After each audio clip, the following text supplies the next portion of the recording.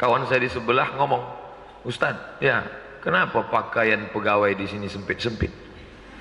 Saya bilang, bukan sempit. Dulu dia waktu menjahitnya masih kurus. Jadi kita tak boleh suuzon. Jadi selama dari menjahit itu agak besar dia sikit. Kasihan kita, banyak laki-laki yang mungkin istrinya sedang lama tak balik ke rumah, atau dia di perantauan, meleleh air liur, dia menengok orang-orang sempit nih. Kata Nabi, ada yang belum ku tengok di zaman sekarang. Zaman aku ni belum kulihat, kata Nabi. Tapi nanti di akhir zaman kalian menengoknya. Nisaun, perempuan.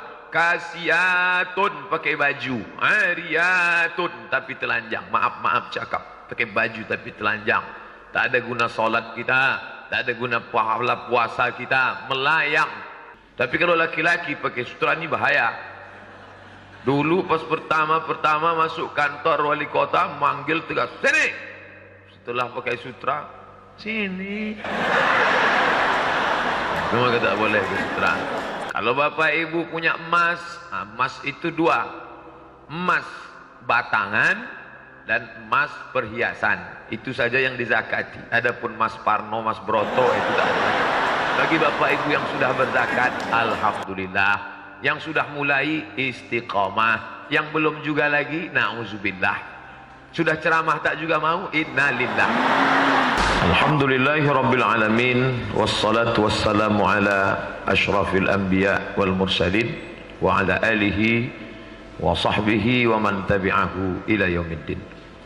Bapak-bapak, pejabat, pegawai, keluarga besar, pemerintah Kota Batam, yang besar tak dihimbau gelar, yang kecil tak disebut nama. InsyaAllah kita semua hamba-hamba dimuliakan Allah subhanahu wa ta'ala. Amin ya rabbal alamin. Setiap kali disebut kata wa aqimus salah, di ujungnya wa atuz zakah. Alladzina yuqimuna salata wa yu'tuna zakah. Sejalan antara solat dengan zakat. Maka kalau sudah didirikan tempat solat masjid, maka mesti juga didirikan tempat zakat, yaitu baitul mal. Bait, rumah, mal, harta. Diuji kaki dengan solat. Alhamdulillah, subuh tadi kita solat berjamaah. Diuji mata dengan tahajud. Banyak di antara kita yang bangun malam tadi. Diuji tangan dengan membantu orang, mengangkatkan barang, menolong orang sakit, insyaAllah. Tapi ketika diuji kantong kita, disitulah baru kumat penyakit asli kita. Pelit, pikir, kedekut, bakhil, sempilik, apa-apa lagi namanya. Oleh sebab itu, ini adalah ujian. Katanya Allah tu maha kuasa, Pak Ustaz. Kenapa main titip-titip ke kita pula membantu orang susah? Katanya dia hebat. Tadi baru dibaca ayatnya. Innama amruhu iza arada syai'an ayyakula lahu kun fayakun. Dia mau muji kita. Kamu sabar apa tidak? Loh, kok Ustaz bilang sabar? Sabar itu kan kalau orang sakit. Sabar itu kan kalau ada kebakaran. Sabar itu kan kalau ada kehilangan. Sabar menahan diri dari penyakit bakhil. Bakhil artinya menggenggam sampai tak menetes sedikit pun. Hanya saja dalam bahasa Arab ada dua kata. Satu bakhil, satu syuh. Makanya dalam Quran dikatakan wa may yuqashuhha nafsihi faulaika humul muflihun. Siapa yang selamat dari penyakit syuh, dialah orang yang beruntung. Kalau kita buka dalam Quran terjemahannya syuh pelit, bakhil pelit. Tapi setelah saya buka kamus Arab, beda antara bakhil sama syuh. Payah cerita definisi, kita langsung cerita ke rumah makan aja lah. Misalnya nanti siang kita ke rumah makan, habis sholat Jumat, bertiga, saya, bapak. Setelah makan, pas giliran bayar, saya panggil, Dek, hitung berapa? Setelah dihitung, 75.000 Pak, saya keluarkan duit 25. Nih, saya aja. Itu bakhil namanya. Orang yang hanya membayarkan dirinya saja, itu namanya bakhil. Kalau yang satu lagi syuh namanya. Yang syuh itu gimana modelnya? Pas giliran bayar, dia pura-pura ke belakang, sakit pula. Supaya yang dia makan itu dibayarkan orang lain. Itu syuh. Nanti kalau mau mengetes habis Jumat ini tengoklah. Dia masuk syuh apa bakhil. Kedua-dua ini tak baik. Yang paling baik itu kalau kita ada duit kita bayar semua. Itu kalau kita tidak diajaknya, terima kasihlah, aku nanti aja makan kita sendiri. Nah, dalam hal ini saya tak mau cerita zakat kambing. Nanti berapi-api cerita masalah kambing itu. Sudah selesai, ada pertanyaan, maaf Pak Ustadz, satu pun kami tak berkambing. Cerita masalah zakat onta. Bila ada bapak ibu punya onta 5 ekor, kambingnya 1, tak punya onta. Jika punya tanaman padi 520 kg, kalau dia pakai tada hujan bayar 10%. Kalau pakai irigasi potong biaya operasional 5%. Kami tak ada bertanam padi Pak Ustadz. Kalau bapak ibu punya emas, emas itu 2, emas batangan dan emas perhiasan. Itu saja yang dizakati. Adapun emas Parno, emas Broto itu tak ada zakat. Mohon maaf Pak Parno sama Pak Broto. Emas batangan kalau beratnya 85 gram, Bapak ada di rumah 85 gram, maka keluarkan 2,5%. Begitu juga dengan ibu. Tapi kalau emasnya perhiasan, gelang, cincin, anting, rantai, ibu tuh banyak betul perhiasannya, semua ada. Sampai gigi pun emas. Emas. Nah, maka zakatnya terbagi kepada 2. Pendapat pertama menurut jumhur. Jumhur artinya mayoritas ulama, zakatnya tidak ada sampai beratnya 200 dinar. 1 dinar itu beratnya 4,25 gram kali 200, 850 gram. Kalau ibu punya perhiasan beratnya 850 gram, ada anting 1 kilo kurang 1,5 ons. Kalau pergi undangan merah muka saking beratnya. Itu baru dikenakan zakat menurut mayoritas ulama. Tapi kalau cincin kecil-kecil itu belum lagi ada zakatnya. Tapi menurut mazhab Hambali, berapapun beratnya, pulang dari sini hitunglah anting, gerang, lantai, subang, maka keluarkan zakatnya, hitung semua berapa gram, keluarkan zakatnya 2,5% seumur hidup sekali. Tapi saya tengok emasnya kecil-kecil semua, rupanya di lemari semua disimpan. Nanti pas undangan hari Ahad acara nikah barulah dipakai. Saya anjurkan yang punya gelang, rantai, anting besar jangan dipakai undangan, karena tak semua kawan kita itu punya. Dan yang tak punya tak apa-apa, yang masalah sudahlah tak punya, dia ada sakit jantungnya, mau nengok itu, cepatlah kita balik bang. Tak. Ibu tu pula sebentar-bentar, sebentar-bentar gatal bang, rupanya menunjukkan apa tak pingsan kawan di situ. Nah, lagi pula ada pesan, kejahatan terjadi bukan hanya karena ada niat dari pelakunya, tapi juga karena ada kesempatan. Waspadalah perampokan, pencurian, pemecahan kaca dengan macam-macam motif motor, mobil. Oleh sebab itu perhiasan ini titipan Allah SWT. Pakai kecil-kecil boleh, laki-laki pakai emas jangan. Uhillu zahab, aku halalkan emas bagi perempuan, laki-laki tak boleh. Kenapa laki-laki tak boleh pakai emas Pak Ustaz? Pokoknya tak boleh. Kenapa tak boleh Pak Ustaz? Jangan tanya-tanya. Dulu begitu, sekarang barulah diketahui rupanya dalam emas itu ada butiran-butiran kecil, masuk dia ke dalam kulit, masuk ke dalam darah, dan dia bisa menyebabkan penyakit Alzheimer, tua sebelum masanya, masuk ke dalam, lemah, lesu, mati. Perempuan kenapa boleh? Masuk dia ke dalam darah, dia keluar lagi melalui menstruasi. Makanya kalau ada laki-laki yang menstruasi, pakailah. Nah, begitu juga dengan sutra. Sutra itu haram, tak boleh. Uhillu dhahab wal harir, kuhalalkan emas dan sutra lil unsa, bagi perempuan. Tapi bagi laki-laki haram. Kenapa sutra tak boleh? Pokoknya sutra tak boleh dipakai di dunia, karena itu pakaian orang di akhirat di surga. Dulu begitu jawabannya. Setelah diteliti-teliti sekarang, rupanya kalau kita pakai sutra itu memicu pertumbuhan hormon feminin. Hormon kita ini dua, satu feminin, satu maskulin. Jadi kalau perempuan pakai sutra bagus, itu mendorong pertumbuhan hormon feminin. Yang tomboy-tomboy pakai sutra jadi lembut. Tapi kalau laki-laki pakai sutra ini bahaya. Dulu pas pertama masuk kantor wali kota, manggil tegas, sini. Setelah pakai sutra, sini. Cuma kata boleh ke sutra. Maka bapak kalau ada baju sutra, kasihlah ke ibu. Kalau tak bisa, potongannya baju laki-laki, gunting halus-halus. Jangan sedekahkan ke orang, mengalir dosanya. Ini penting. Hanya saja kalau berbaju sutra, karena dia lunak, lentur, nampak bentuk kulit, buatlah longgar-longgar. Tadi kami terlalu cepat datang, jadi lama duduk di mobil diparkir. Saya buka WA. Kawan saya di sebelah ngomong, Ustadz, ya, kenapa pakaian pegawai di sini sempit-sempit? Saya bilang, bukan sempit.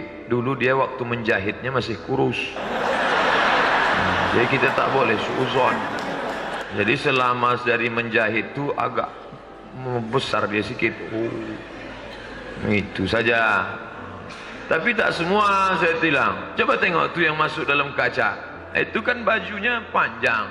Jadi bajunya mungkin sempit tapi jilbabnya panjang sehingga tak nampak. Ini sempit sampai menjerit paha tu. Saya pergi ke mall, nampak saya celana kecil, ujungnya kecil. Saya tanya, ini apa nih mbak? Ini namanya legging pak. Ini untuk anak-anak apa untuk orang dewasa? Bapak jadul. Ini untuk orang dewasa pak. Kenapa kecil betul? Ini karet melar pak. Biarpun kecil, dia bisa menyampul kaki yang sebesar batang kelapa. Dokter sudah bolak-balik ngasih tahu jangan pakai celana sempit, berbahaya bagi kesehatan. Orang kita tak peduli, biar sempit asal gaya, biar sakit asal gaya, biar mati asal gaya, mati gaya. Oleh sebab itu yang sempit-sempit balik dari sini, pergilah ke tukang jahit, ditambah agak 2-3 senti lagi. Kasihan kita, banyak laki-laki yang mungkin istrinya sedang lama tak balik ke rumah, atau dia di perantauan, meleleh air liur, dia menengok orang sana sempit nih. Kata Nabi, ada yang belum ku tengok di zaman sekarang. Zaman aku ni belum kulihat, kata Nabi. Tapi nanti di akhir zaman kalian menengoknya. Nisaun, perempuan. Kasiatun, pakai baju. Ariyatun, tapi telanjang. Maaf cakap. Pakai baju tapi telanjang. Tak ada guna solat kita. Tak ada guna pahala puasa kita. Melayang. Celana sempit dipakai orang di Amerika untuk aerobik di ruang tertutup macam ini. Sampai di Pekanbaru dipakailah di pasar pagi. Banyak tukang ayam salah potong. Tengok. Mengango tukang ayam. Alhamdulillah itu tak terjadi di Batam. Nah, pakaian diatur, emas diatur, begitulah hebatnya. Ustaz Somad tu pandai ceramah aja tu. Tu dia pakai emas putih. Emas putih itu emas juga. Kenapa warnanya menjadi putih? 80 gram emas, 80% emas, 15% perak, 5% nikel. Karena ada nikel itulah dia merubah menjadi putih. Jadi Ustaz pakai apa? Ini bukan emas, ini perak. Perak boleh? Boleh. Apa dalilnya? Nabi pakai cincin perak. Dalam hadis, Nabi pakai cincin perak, diletakkannya di kelingking sebelah kanan. Tulisannya Muhammad Rasulullah, 3 baris. Muhammad Rasulullah, sekaligus sebagai cap stempel surat. Karena Nabi itu tak bisa tanda tangan. Jadi mana surat langsung stempel. Ini bagus bagi bapak kepala dinas, kepala badan, kepala kantor. Saya jangan susah. Ini pak surat pak. Lalu jalan sore-sore lampu merah penjumpa. Ini Pak, buka kaca. Mana dia? Kalau bisa dipermudah, kenapa dipersulit? Ini stempel diletakkan di dalam kotak. Kotaknya di dalam lemari. Lemarinya dalam kamar. Kamarnya di dalam komplek. Kompleknya dalam kunci hilang. Ini kan kacau balau. Ini tentang masalah. Tapi bagi yang sudah punya cincin emas, kasihlah ke ibu supaya bisa dicairkannya, dibayarkannya ke zakat. Zakat kambing tak dibahas, zakat onta tak dibahas, zakat apa yang perlu dibahas? Zakat gaji yang disebut dengan zakat profesi. Berapa batas ambangnya baru kena zakat itu Pak Ustaz? 85 gram. Ingat, 85, 85, 85, 85, 85, 85, 85. Jangan sampai keluar dari ruangan ini berubah jadi 58. Ingat kira-kira peristiwa apa yang terjadi tahun 85. Saya masuk SMP tahun 85. Ingat tuh 85 batas ambang kena zakat. Saya menikah tahun 85 Pak Ustaz. Buat ingat. Pandangan pertama saya dengan dia tahun 85. Terserahlah. Momen apa saja yang penting memudahkan kita ingat pada angka 85. 85 ini tak berubah sampai mati. 85 gram. Yang berubah itu harga emas. Harga emas 500.000. Jadi cara menghitungnya 85 gram kali 500 sama dengan 42.500.000. Bapak Ibu yang berpenghasilan 42.500.000 setahun, maka sudah kena zakat 2,5%. Saya tidak menyebut gaji. Tak ada saya sebut gaji. Penghasilan. Kenapa Ustaz tak sebut gaji? Ada orang gajinya 3 juta. Tapi penghasilannya 10 juta. Uang. Dulu ada namanya uang tunjangan. Ini bukan cuma uang tunjang. Uang sikut, uang tanduk, uang sipak, uang sundul. Jadi kalau mau membayar zakat, hitung itu semua. Hitung semua. Saya dikasih air minum. Karena diduga suara ini tinggi aja karena belum dapat air. Kalau dapat air agak turun nih sedikit. Saya sudah minum tadi di bawah. Nah, oleh sebab itu hitunglah 85 gram kali 500.000 1 gram 42.500.000. Bayarnya setahun kali apa sebulan sekali Pak Ustadz? Bagi 12. 42.500.000 bagi 12 3,6. 3.600.000. Bagi Bapak Ibu yang berpenghasilan sebulan 3,6 sudah kena ambang batas. Andai dibuat ada detektornya, yang berpenghasilan 3,6 berbunyi, tet, kena. Saya Pak Ustadz sebulan 4 juta. Berapa zakat saya? Setiap sejuta 25.000, 25.000, 25.000, 25.000, 25.000, maka 100.000. Saya sebulan 10 juta Pak Ustadz, 250.000. Hitung sendiri. Kalau di Kabupaten Siak, Provinsi Riau, itu zakatnya langsung potong atas. 12 kabupaten kami di daratan, itu yang paling tinggi zakatnya Kabupaten Siak. Tahun 2015, 10 M. Bukan 10 ember, 10 miliar. Jadi saya waktu diundang ke Aceh, baru pulang saya dari Aceh, ceramah, saya sampaikanlah. Aceh adalah kerajaan Islam di masa lalu. Kami pun di Riau juga kerajaan Melayu Islam. Tak Melayu hilang di bumi. Kerajaan Siak Sri Indrapura, tempat kami, zakat kami 1 tahun 10 miliar, kata saya. Bangga saya. Selesai itu kami pun acara makan, datang bapak-bapak angkat tangan. Ustaz Somad, berapa tadi di Riau? Di Kabupaten Siak? Iya, 10 M Pak. Kami di Aceh Barat ini 15 miliar Ustaz.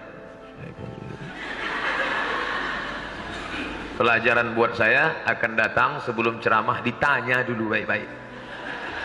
Kalian berapa? Kalau kata dia 12, awak diam aja lah. Tapi kalau kata dia kami baru 1 miliar, barulah digas kami. Itu pelajaran penting. Pengalaman adalah guru yang paling berharga. Sampai sekarang saya ingat rasanya malu itu tunduk.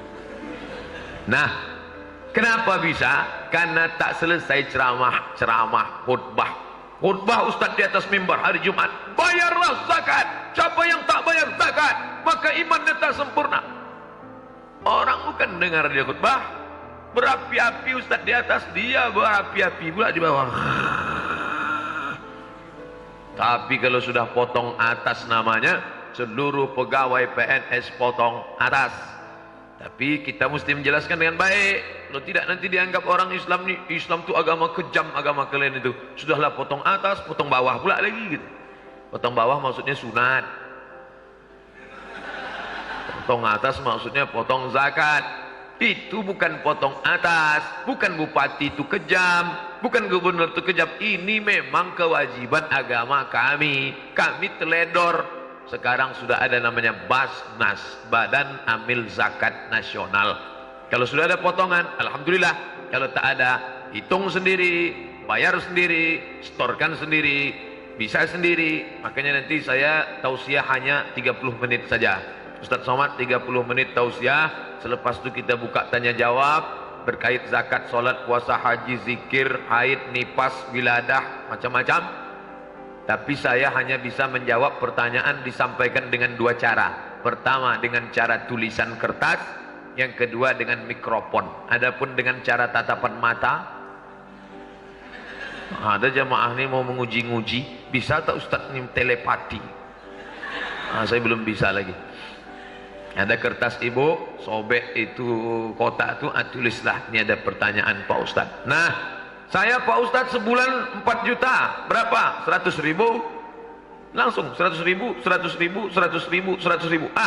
Saya nunggu setahun aja lah Pak Ustadz. Setahun berapa? 1.200.000. Mana yang lebih baik? Sebulan apa setahun? Bagus sebulan, kan sama aja. Sebulan 100 ribu, setahun 1.200.000. Apa bedanya? Bedanya kalau 1.200.000 setannya lain. Kalau 100 ribu, 100 ribu, 100 ribu. Tapi kalau sudah 1.200.000, datang kawan bertanya, mau kemana friend? Mau bayar zakat ke Basnas. Berapa? 1.200.000. Berapa? 1.200.000. Samsung baru 1.500.000. Allazi waswisu fi sudurin nas minal jinnati.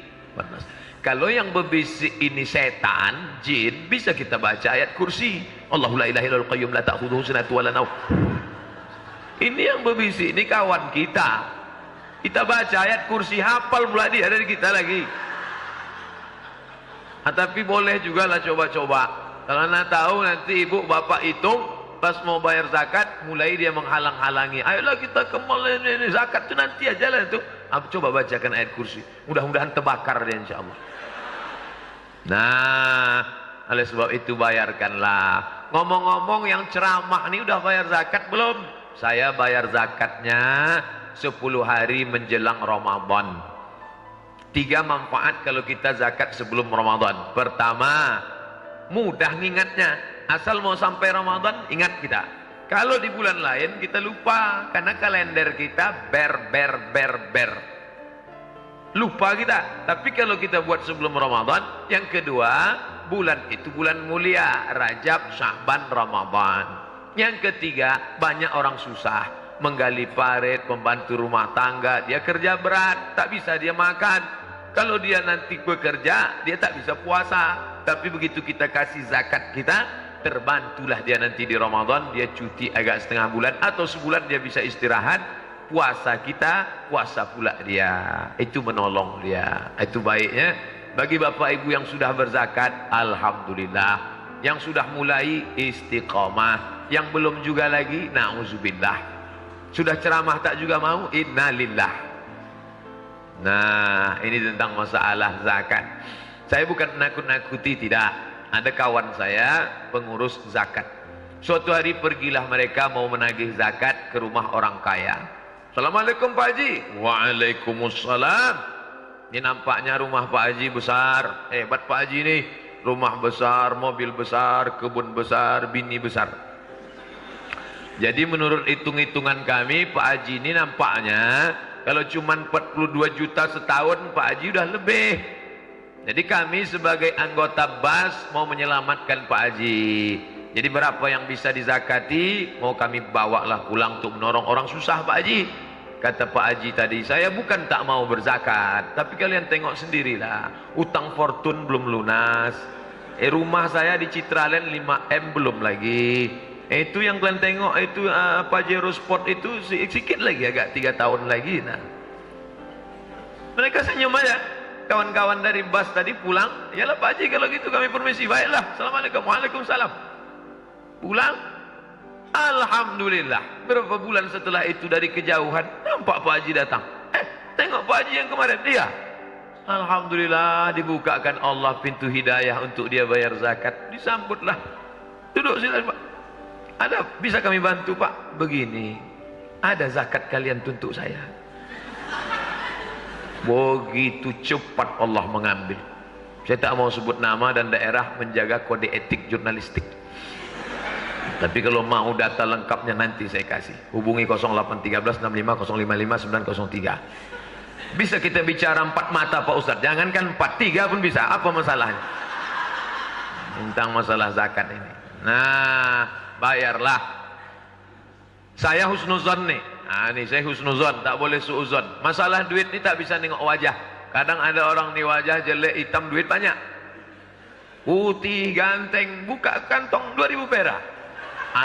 Saya husnuzon bapak-bapak nih 100 juta tak kemana. Ditengok dari cahaya matanya nampaknya 100 juta. Dia tulis di sini nampak 100 juta. Yang punya 100 juta itu zakatnya 2,5%, 2,5 juta. 100 juta, 2,5 juta. Kalau tak kami keluarkan Pak Ustadz, tak ada angin, tak ada hujan, tiba-tiba sakit saja lutut nih. Dibawa ke tukang kusuk, makin sakit.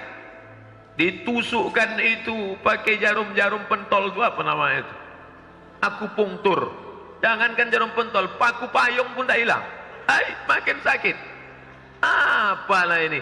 Kata kawan, baguslah kau pergi ke Singapura. Cek di sana. Sampai ke Singapura dicek. Apa kata dokter Cina? Dibawanya martil kecil aja. Pokok, hanya lapuklah lama pakai. Rupanya lutut ini sakit sudah lama betul sudah dipakai. Jadi gimana? Tenang, kata dia. Semua ada solusinya. Udah ada kami importkan dari besi. Sebelah kiri 40, sebelah kanan 40, ongkos pasang 20, pas 100. Duit apa namanya itu? Itulah duit hantu dimakan setan.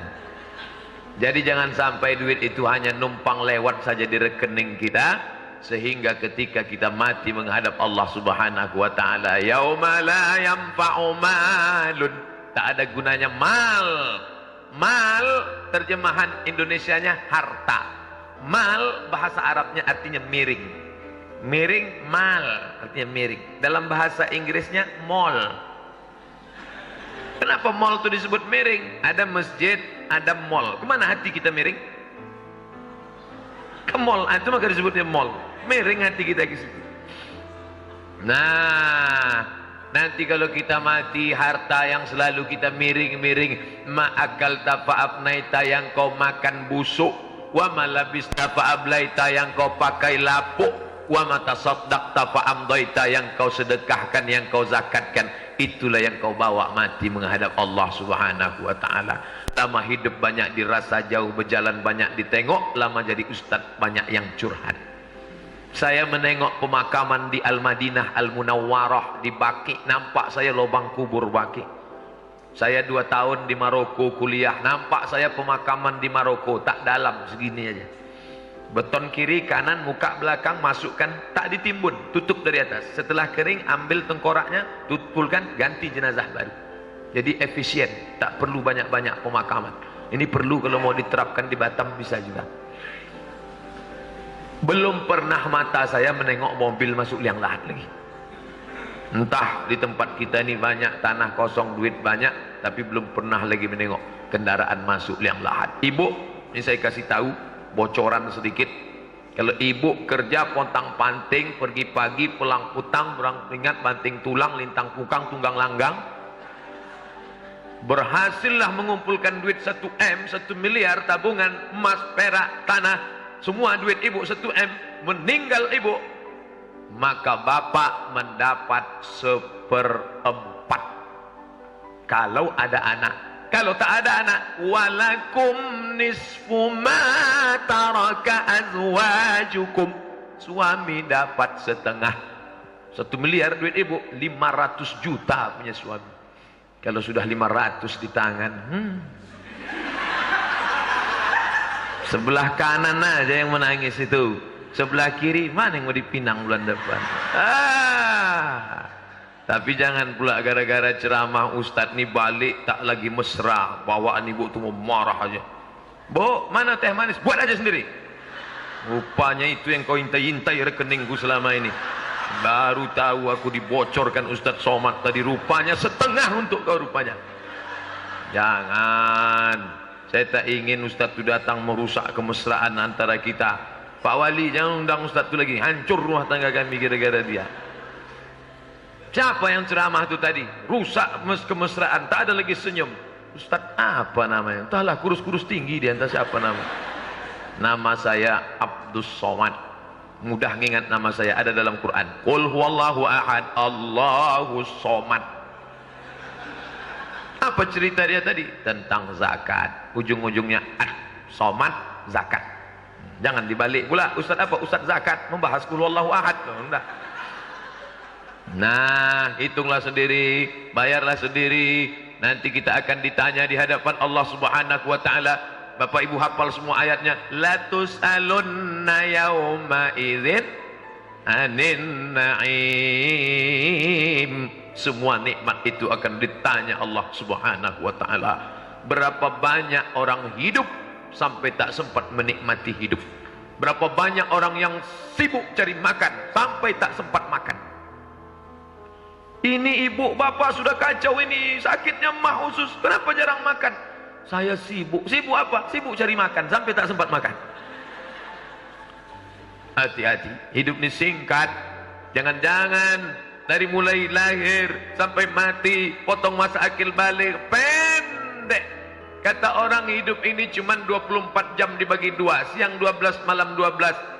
24 jam dibagi 2, dibagi pula lagi 3, 8 jam kerja, masuk jam 8 pagi, pulang jam 4 sore. Habis itu tidur 8 jam. Katanya kalau tak tidur 8 jam kena penyakit 5L, lemah, letih, lesu, letoy, loyo, lunglai. 8 tidur, 8 kerja, habis, tinggal 8 jam lagi. Kemana yang 8 ini? Twitter, BBM, WhatsApp, browsing, launching, mancing. Tinggal 2 jam lagi. Apa ini? Utaran Mahabharata. Habis. Apa yang mau dibawa menghadap Allah Subhanahu wa taala? Alhamdulillah, di kantor saya tengok ada surat Yasin. Tadi sebelum saya datang Bapak Ibu baca Yasin. Alhamdulillah, setiap Jumat pagi. Itulah yang dibawa menghadap Allah, Yasin. Tapi kadang baca Yasin ramai-ramai ini tak pula semua membaca. Ada yang baca tuh ujung-ujungnya aja. Turja'un fayakun. Ada tak bersuara sama sekali? Bacalah. Bismillahirrahmanirrahim. Yasin. Wal Qur'anil Hakim. Innaka laminal mursalin. Ala siratim mustaqim. Membaca Yasin. Kenapa mesti Yasin dibaca? Karena di situ ada ayat mengatakan kita tak bisa membela diri. Bapak Ibu semua hafal. Al-yawma nakhtimu ala. Mulut terkunci. Kenapa mulut terkunci? Karena mulut yang paling pandai membela diri. Banyak orang Melayu pandai bersilat. Sekarang tak pandai bersilat. Bersilat lidah pandai.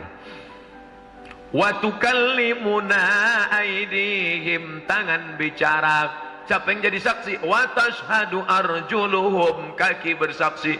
Mulut terkunci, tangan bicara, kaki bersaksi. Bima kanu yaksibun. Mana bisa kita hidup lagi Pak Ustaz? Ustaz kan akan mati dimakan cacing tanah. Ya, tahu saya. Dari tanah, balik ke tanah, bentuk macam tanah, warna tanah, bau tanah. Apa yang mau disombongkan? Sampailah kami ke salah satu kabupaten di Riau Daratan. Turun dari speed di daerah sungai-sungai ini. Dari kejauhan kami dengarlah sambutan marhaban. Janganlah mau disanjung-sanjung, engkau digelar manusia agung. Sadarlah diri, tahu diuntung, jasad terbujur, keranda diusuk. Saya mendengar lagu, berani betul mereka lagu ini menyambut. Biasanya di mana-mana lagu sambutan itu kan yang menganjung-sanjung. Selamat datang wahai Pak Wali, la la la la la la la. Ini lagunya, sadarlah diri, tahu diuntung, jasad terbujur, kerana diusung. Saya penasaran siapa yang berani menyanyikan lagu ini. Begitu sampai kami di masjid, mana yang nyanyi tadi? Tunjuk mereka, ini Pak, flash disk. Patutlah. Tapi penting juga nih, nanti di daerah lain kalau ada orang gila-gila hormat, ambilkan flash disk, cucuk kan. Gila, saya marah tuh. Siapa tuh? Tersinggung saya tadi. Bapak tersinggung ya? Tersinggunglah sama ini Pak. Dah 40 menit saya ceramah. Tadi setengah 9, sekarang jam 9.40. 40 menit, tak terasa. Sedap ceramah di kantor wali kota ini. Sejuk, adem, ayam. Cuma tak ada teh manis. Nah, saya memang tak minum. Saya udah minum tadi pagi. Bercanda aja, biar supaya jangan suasananya terlalu. Nah, oleh sebab itu, maka Bapak Ibu yang dimuliakan Allah, saya di mana-mana ceramah itu 60 menit. Di mana-mana ceramah 60. Jamaah tanya ke saya, Ustadz kenapa kalau ceramah 60? Karena sesuai yang tertulis di botol aqua 600 ml. Asal lebih daripada itu tumpah. Tumpah dia, meleleh. Oleh sebab itu maka apa bukti ceramah ini masuk ke telinga kita? Balik dari sini, hitung sendiri, bayarlah zakat. Zakat saya Pak Ustaz sebagai istri sama suami bisa sama? Tidak. Suami lain, istri lain. Bayarlah masing-masing, hitung sendiri, bayar sendiri, datang ke kantor Basnas, atau yang selama ini sudah menyalurkan, alhamdulillah. Itu yang dapat saya sampaikan. Tadi diamanatkan, ada tanya jawab. Bapak Ibu yang ingin bertanya bisa langsung pakai kertas, pakai mikrofon. Mohon maaf banyak silap dan salah. Hamba Allah Abdul Somad yang dhaif. Ustadz Abdul Somad, seorang ulama yang dikenal luas dengan gaya ceramah yang menghibur dan penuh makna, kembali menunjukkan kemampuannya dalam menyampaikan pesan-pesan moral dan sosial melalui ceramah di salah satu Pemkot di daerah Batam sana. Dalam kesempatan tersebut beliau mengangkat tema relevan dengan keadaan masyarakat dan pemerintah di sana, salah satunya terkait zakat, kemudian tentang bagaimana seorang itu harus menutup aurat dan melaksanakan kewajiban-kewajibannya, tentu sambil memberikan kritik yang konstruktif dengan ciri khasnya yang penuh tawa dan penuh hikmah. Ustadz Abdul Somad berhasil menarik perhatian para hadirin, para pejabat pemerintah maupun masyarakat umum pada waktu itu untuk merenungkan apa yang terjadi di sekitar mereka.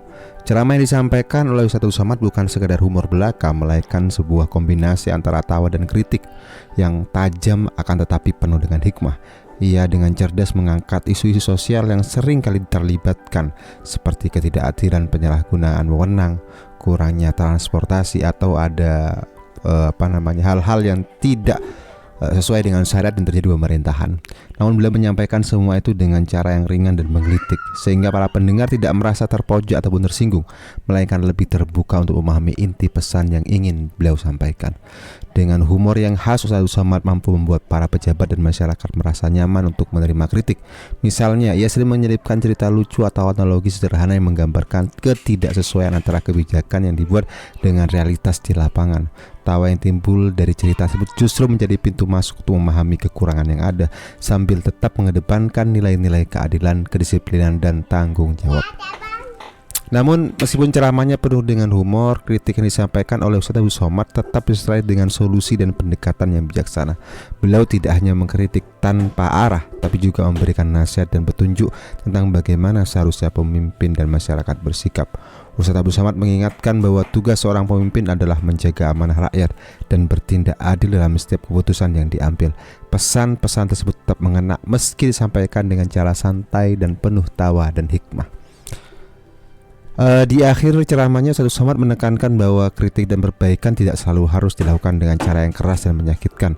Beliau menunjukkan bahwa dengan pendekatan yang bijaksana, penuh dengan humor dan hikmah, perubahan sosial dapat tercapai dengan lebih efektif. Pesan moral ditinggalkan pun jelas bahwa humor yang diselipkan dalam kritik bukan hanya untuk menghibur, tapi juga untuk membuat hati pikiran kita menerima perubahan yang lebih baik bagi pemerintah maupun masyarakat secara umum.